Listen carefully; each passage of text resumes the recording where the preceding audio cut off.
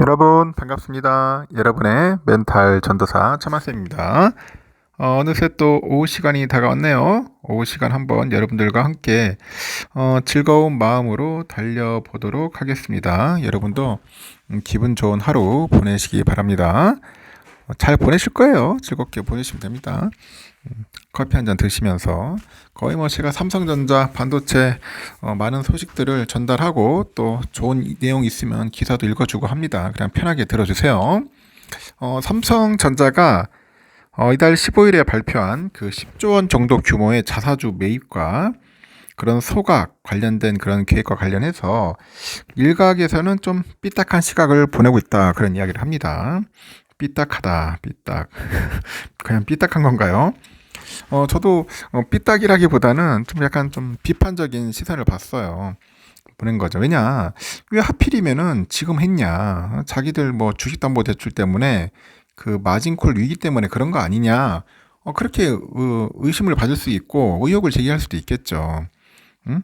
삼성오너 일가가 받은 그 주식담보대출이 그 마진콜 위기에 처다 보니까 회사 측이 대책을 내놓은 것 아니냐? 그렇게 해서 의혹을 제기하는 겁니다. 의혹 제기하는 거죠. 왜 하필이면 이때 하느냐는 거죠. 잘 나갈 땐 안 하고. 전문가들은 삼성전자 주가가 최근에 한때 4만 원대까지 추락을 했잖아요. 그래서 마진콜이 발생한 것은 맞지만은 일각에서 거론한 삼성과 지분 반대 매매 등은 현실성이 낮다고 지적을 하죠. 그렇죠. 반대 매매를 하겠습니까? 오너들이. 그건 아닐 거 아닙니다. 저도 그건 어느 정도 공감을 하는데, 이 다른 계열사 주식을 담보로 잡는 등 이 확보할 수 있는 여유 자산이 충분한 데다가 무엇보다도 증권사 입장에서도 삼성오너 일가와 그 척을 지면서까지 반대 매매를 할 이유는 없다는 거죠. 당연합니다.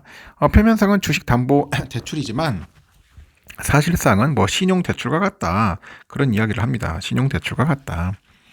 금감원 전자공시스템 보니까 홍라희 전 리움 미술관장은 13일에 한국증권금융에서 빌린 2,850억에 대한 주식담보를 기존에 619만 300주에서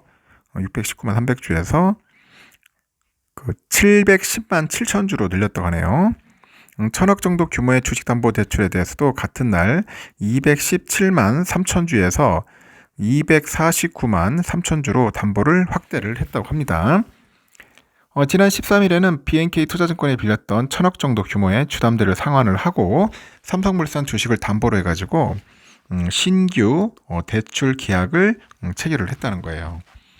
이렇게 홍 여사의 이 같은 행보는 당시에 삼성전자 주가가 크게 내린 데 따른 그 마진콜 대응 차원으로 이제 풀이가 된다고 합니다.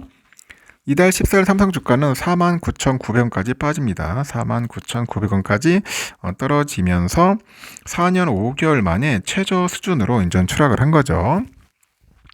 삼성전자 주가는 자사주 매입 이후로 다시 반등을 했는데 그래도 지난 7월 10일에 87,800원이죠. 87,800원까지 올랐던 거에 비교를 하니까 약 4개월 만에 40% 정도 가까이 빠졌다, 그렇게 보시면 됩니다.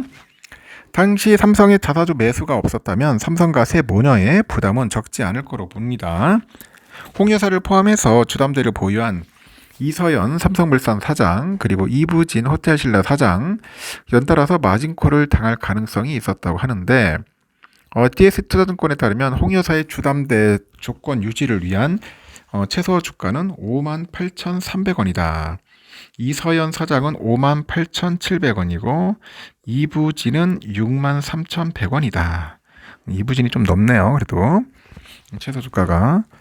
하지만 일각에서 예상하고 있는 삼성그룹 그 오너 일가 지분의 반대 매매는 일어날 가능성이 낮다고 하네요. 2008년 글로벌 금융위기 당시에도 대부분 대기업 주가가 폭락을 해서 상당수 오너 일가가 마진콜을 요구받았고 심지어 일부 오너는 추가 담보를 제공되지 못했지만은 그래도 반대 매매는 실행되지 않았다, 그런 이야기를 합니다.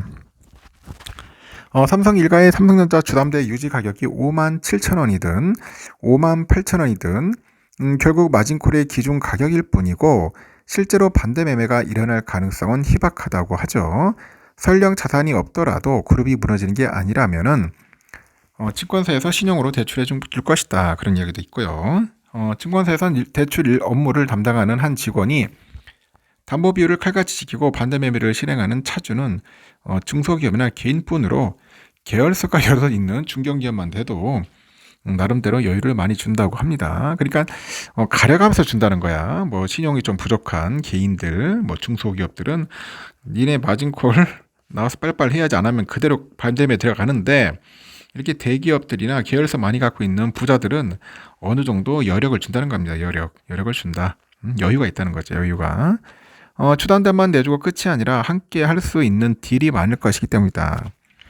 그렇겠죠. 또 다른 또 자본도 있고 자산도 있겠죠. 뭐 부동산도 있고 여러 가지 있다 보니까 뭐 여유롭게 하는데, 저도 그런 생각이 들긴 들어요. 하지만 그래도 마진콜 그에 이제 처하다 보니까 어느 정도 이제 여유를 주기 위해서 그냥 숨통을 이제 트이게 하기 위해서 제가 볼 때는 그래도 뭐 이렇게 자사주 매입과 소각이 나오지 않는가 하는 저는 생각을 합니다. 여러분 생각은 어떤지 모르겠어요.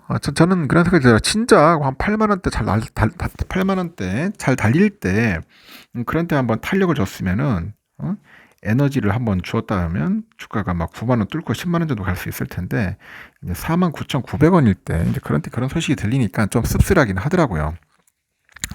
하여튼 삼성전자 투자하는 게 참 쉽지 않습니다. 쉽지 않고 우리 개인들이 얻어갈 수 있는 정보는 한정이 돼 있어요. 삼성뿐이 아니겠죠. 대한민국은 특히 더욱더 심합니다.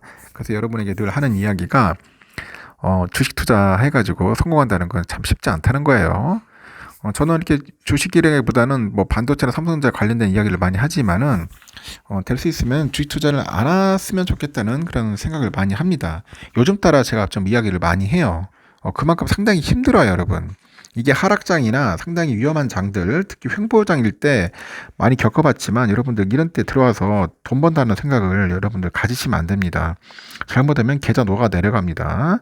우리가 최근에 2022년 겪어봤잖아요. 1년 내내 빠졌어요. 1년 내내. 스트레스 겁내 받았어요. 그 당시 때 삼성전자 8만전자 그 매수한 분들 상당히 힘들어했습니다. 그때 기염등이 얼마나 많았습니까? 매번 비아냥거리고 욕하고 징징 짜고 그랬는데, 그래도 22년 지나서 이제 23년, 24년 초반까지는 잘 달렸기 때문에 그때 많이들 탈출하고 그래도 손실을 이제 벗어났습니다. 두 번 다시 안 하는 분들도 꽤 있을 거야. 다시 또 이제 그런 모습을 보이니까 매우 힘들어하는 것 같더라고요. 그러니까 주가가 오를 때도 있고 떨어질 때도 있고 있습니다. 빨리 좋은 소식이 들려야 돼요. 삼성전자는 HBM과 관련된 이 반도체 소식들, 뭐 D램, 낸드, 다양한 반도체들이 있는데, 하여튼 고부가 가치의 제품을 많이 만들어 가지고 판매해야지만이 삼성전자가 10만 전자로 갈 수 있지 않을까 하는 생각이 듭니다. 알겠죠? 하여튼 여러분 하시는 분들은 힘내시고, 할까 말까 고민하는 분들은 될 수 있으면 안 하셨으면 좋겠다. 그 말을 꼭 전하고 싶네요. 여기까지 하겠습니다, 여러분. 저녁 맛있게 드시고 평안한 오후 시간 보내세요.